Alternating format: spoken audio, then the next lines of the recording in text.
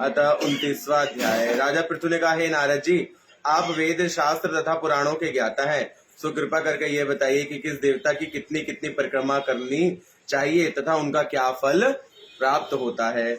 यह वार्ता सुन नारद जी कहने लगे कि हे देवी, एक दिन सूर्य की 7, ठीक है, की कितनी, देवी की 1, माता दुर्गा की कितनी परिक्रमा देनी चाहिए, 1, सूर्य की 7, अग्नि की 7, सूर्य की और अग्नि की परिक्रमा कैसे दी जाती है, अग्नि की तो हवन में दे देते हैं, सूर्य की परिक्रमा मैं बताता हूँ आपको। एक जगह खड़े होकर के नहीं घूमा जाता। जो लोग एक जगह खड़े होकर कहते हैं ना, घूम लो गोवर्धन की परिक्रमा होगी इसकी, एक जगह खड़े होकर के घूमने से मातृपितृ हत्या का दोष लगता है।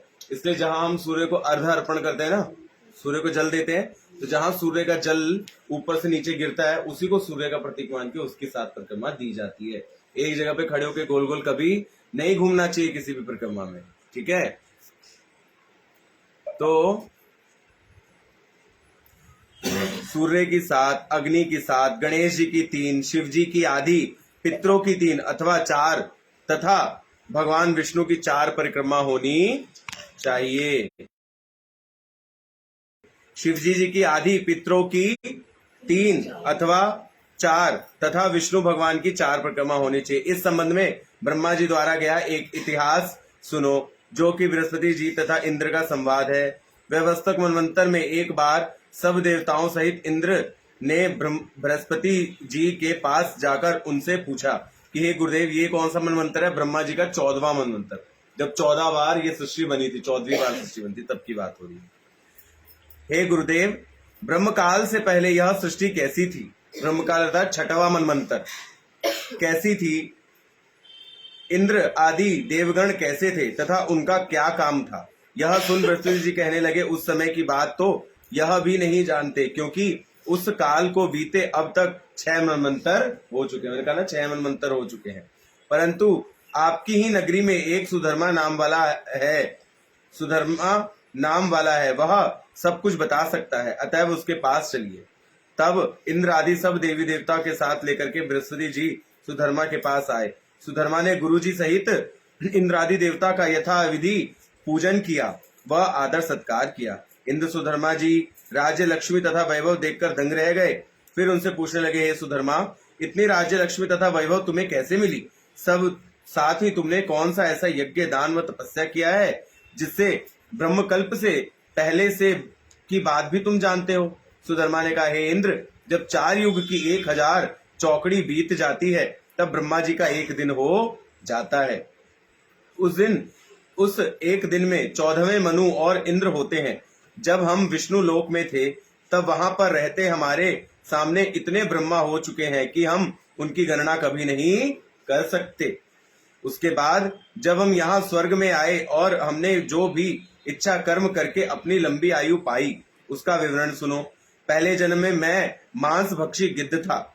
एक समय कार्तिक शुक्ल नवमी को श्री विष्णु के मंदिर पर बैठा हुआ था कि एक शिकारी ने आकर मुझे बाण मार दिया, जिससे घायल होकर के मैं विष्णु मंदिर में ही गिर पड़ा। उसी समय मांस के लोभ से एक कुत्ते ने आकर के मुझको पकड़ लिया और उसे देख करके अन्य कुत्ते भी वहां आ गए। उसने डरकर मंदिर के चारों ओर चक्कर लगाने लगा। अन्य कुत्ते भी उसके पीछे पीछे चक्कर लगाने लगे। इस प्रकार सबकी प्रदक्षिणा हो गई। इसी बीच मेरी मृत्यु भी हो गई। अब प्रदक्षिणा से भगवान अत्यंत प्रसन्न हुए और मुझको अपना परम पद भी प्रदान कर दिया। लो, हम लोग इतना आलस करते परिक्रमा देने से। यह बात सुनकर के इंद्र अत्यंत प्रसन्न हुए और उन्होंने भी विधि पूर्वक भगवान का पूजन व प्रदक्षिणा की। नारद जी कहते हैं, हे राजन, कार्तिक शुक्ल नवमी सतयुग की आदि तिथि है। इस दिन भगवान की पूजा, प्रदक्षिणा, व्रत, दान, तप तथा यज्ञ करने से कई गुना फल मिलता है। यदि कार्तिक कृष्ण नवमी को मथुरापुरी में जाकर के भगवान का पूजन व प्रदक्षिणा की जाए तो उससे अत्यंत फल की प्राप्ति होती है। प्रदक्षिणा करने में जितने पग उठते हैं उतने ही उनके कुल वैकुंठ में वास करते हैं। क्या ही बात है। यदि मथुरापुरी बहुत दूर हो तो अन्य किसी धर्म स्थान पर प्रदक्षिणा करें। यदि यह भी संभव ना हो तो ब्राह्मण, विष्णु, गुरु की प्रतिमा या गुरुदेव, गौ या गौशाला, तुलसी या शालिग्राम की मूर्ति प्रदक्षिणा कर लें। हमने तो सुबह इतनी नगर कीर्तन कर लिया, वृंदा देवी प्रदक्षिणा कर ली, और अभी समुद्र सहित संपूर्ण सृष्टि की परिक्रमा करने का जो फल प्राप्त होता है वही तुलसी या शालिग्राम की प्रदक्षिणा करने से प्राप्त हो जाता है। कार्तिक शुक्ल पक्ष की नवमी को गौ ब्राह्मण गुरुदेव मंदिर तुलसी वन साधु वैराग्य परमहंस जीवन मुक्त गृहस्थ वेद उपवेद तथा पुराण ये सब ग्राम में ही वास करते हैं। इसलिए ग्राम की प्रदक्षिणा करनी हो तो प्रातःकाल उठकर शौच स्नान आदि नित्य कर्म से निवृत्त होकर के कमंडल हाथ में ले ओम नमो भगवते वासुदेवाय मंत्र का जाप करता हुआ सूर्य उदय होने से पहले ही आरंभ करे। ब्राह्मण देव स्थान तुलसी तथा शालिग्राम की मूर्ति की परिक्रमा के बाद भी कर सकते हैं। श्रीमन नारायण नारायण नारायण भजमन नारायण नारायण। अथ 30वां अध्याय। राजा पृथु ने पूछा, हे नारद जी, भीष्म पंचक व्रत जो कि भगवान को अत्यंत प्रिय है किस कारण प्रसिद्ध हुआ है? अब नारद जी ने कहा, हे राजन, यह व्रत अनादि काल से है परंतु बीच में लुप्त हो गया था। अब यह कैसे प्रसिद्ध हुआ सो कथा ध्यान पूर्वक सुनिए। श्री कृष्ण जी ने कहा, भीष्म जी को यह व्रत बताया था और उन्होंने ही सर्वप्रथम इस व्रत को किया था। इसी कारण यह व्रत भीष्म पंचक के नाम से प्रसिद्ध हुआ है। हे राजन पृथु, महाभारत युद्ध से पहले पांडवों की ओर से जब भगवान श्री कृष्ण कौरव को संभागने के लिए गए तो सर्वप्रथम वह विदुर जी के पास पहुंचे। विदुर जी ने उनके अत्यंत आदर सत्कार किया।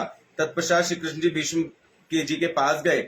वहां जाकर के कुशल क्षेम के बाद श्री कृष्ण जी ने अपने अपने का संपूर्ण वृतांत भीष्म जी को सुनाया। तब भीष्म जी कहने लगे, हे भगवान, तीनों लोकों के स्वामी होते हुए भी आप केवल पांडवों की ओर से दूत बन करके आए हैं तथा पांडवों के प्रति इतना प्रेम होने का क्या कारण है? तीनों लोग आपके वश में हैं तथा पांडवों ने कैसे कौन सा व्रत किया, यज्ञ किया अथवा उनके पास ऐसा कौन सा वशीकरण है जिसके कारण आप उनके वश में हो गए हो? तब श्री कृष्ण जी ने मुस्कुराते हुए बोला, हे गंगा पुत्र, यद्यपि यह वार्ता अत्यंत गुप्त है तथापि मैं तुम्हें इसका बताता हूँ। दरअसल उन्होंने एक ऐसा व्रत किया है जो मुझको अत्यंत प्रिय है, इसी कारण से मैं उनके वशीभूत रहता हूँ। अब तुम उस व्रत का वृतांत सुनो। उस व्रत का वृतांत है, प्राचीन काल में उज्जैन नामक नगरी में कवि शुचि दृढ़ दंत तथा हंस नाम के 5 ब्राह्मण रहते थे। वह सभी वेदों के ज्ञाता, युवा, रूपवान तथा गंधर्व विद्या में अत्यंत निपुण थे। वह सभी दिशाओं में संभ्रमता करने अपनी गान विद्या तथा पर्याप्त धन प्राप्त किया करते थे। एक बार वह मथुरापुरी में सुवीर नामक राजा के दरबार में पहुंचे।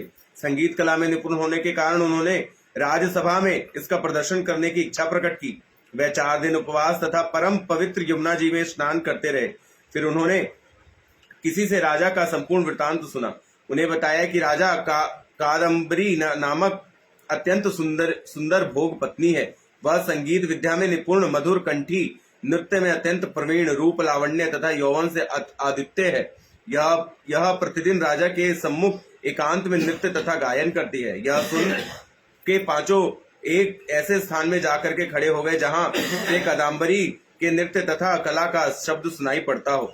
फिर राजा के पास आने जाने वाले के समीप जाकर के कहने लगे, बड़े दुख की बात है कि आप राजा के पास नृत्य कला को जानने वाला कोई नहीं है।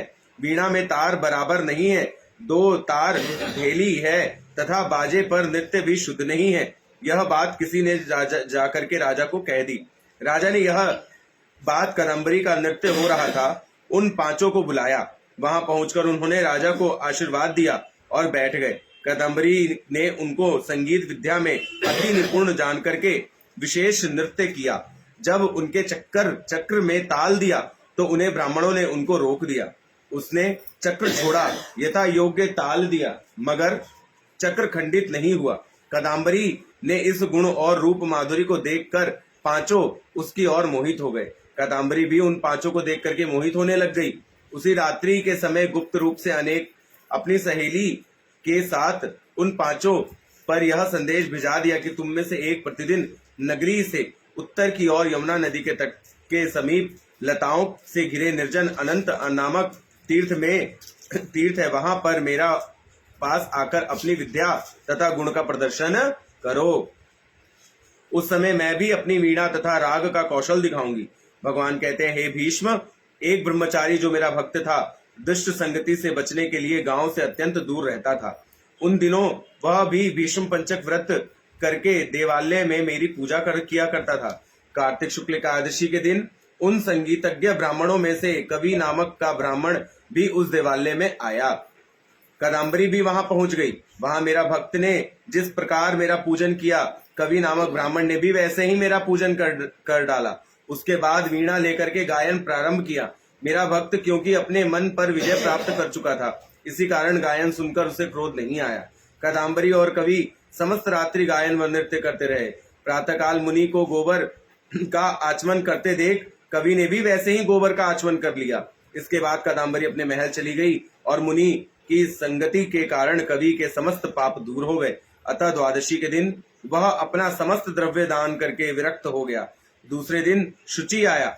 उसने भी रात्रि भर कादम्बरी के साथ नृत्य व गायन किया और मुनि के भांति पूजन किया एवं गौमूत्र का आचमन किया। प्रातःकाल होते ही वह भी अपना द्रव्य आदि दान करके विरक्त हो गया। उसने निश्चय किया कि जिस प्रकार कादम्बरी के नृत्य गायन व रूप को देख करके मुनि का मन चलायमान नहीं हुआ, अर्थात वो अपने मन से विचलित नहीं हुआ सुंदर अप्सरा को देख करके, उसी प्रकार मुझे भी अपने मन को वश में करके एकमात्र श्री कृष्ण की ही भक्ति करनी चाहिए।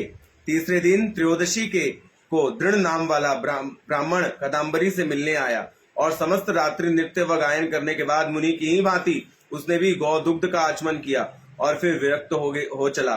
चतुर्दशी के दिन वहां पर दंत नाम का ब्राह्मण आया और पूर्वोक्त बंधुओं के समान कादम्बरी के साथ नृत्य गायन करने के बाद मुनि को घी का पान करके आचमन करते देख मुनि शुद्ध हो जाने के कारण विरक्त हो गया। सबसे अंत में अर्थात पूर्णिमा को हंस नामक ब्राह्मण ने आकर के मुनि को प्रणाम किया और यमुना में स्नान करके आंवले के वृक्ष के नीचे श्राद्ध कर्म किया।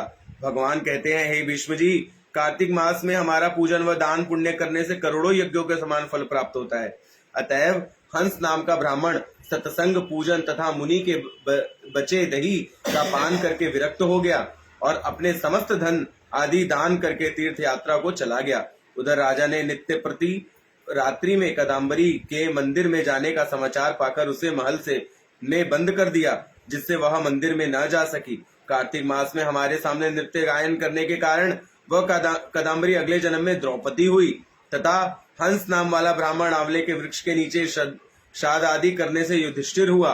एकादशी के जागरण के करने के कारण कवि अर्जुन, शुचि, सहदेव, दंत, नकुल तथा दृढ़ नाम वाला ब्राह्मण पराक्रमी भीष्म हुआ। हे भीष्म भीम हुआ। हे भीष्म जी, वस्तुतः इस व्रत के कारण ही मैं पांडवों के वशीभूत हूँ। तुम्हारे द्वारा प्रारंभ किए जाने के कारण अब यह व्रत भीष्म पंचक के व्रत के नाम से तीनों लोकों में विख्यात एवं प्रसिद्ध होगा। इस व्रत की समाप्ति पर ब्राह्मणों को भोजन तथा यथाशक्ति दान दक्षिणा देनी चाहिए। श्रीमन नारायण नारायण नारायण।